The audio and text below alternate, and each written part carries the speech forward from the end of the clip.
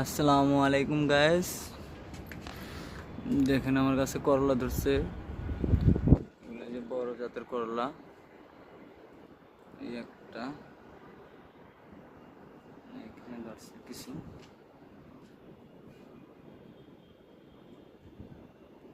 গাছগুলোর যত্ন নেওয়া হয়নি, 2 দিনের জন্য গাছগুলো মরে গেছে। যে করলা ধরছে, বড় জাতের করলা, অনেক বড় হয়।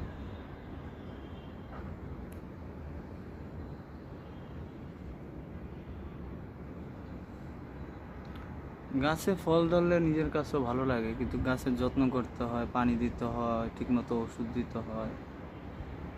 গাছে ছত্রাক ধরে, বিভিন্ন রকমের পোকা মাকড় আক্রমণ করে, কুকড়ে যায়, ফল নষ্ট হয়ে যায়, পেকে যায়। যেমন ফলগুলো এরকম পেকে যায়, এই যে ছোট থাকতে অনেকগুলো পেকে যায়, এরকম পেকে যায়, এরকম পেকে নষ্ট হয়ে যায়, এরকম পেকে যায়। বিভিন্ন রকমের পোকামাকড় এবং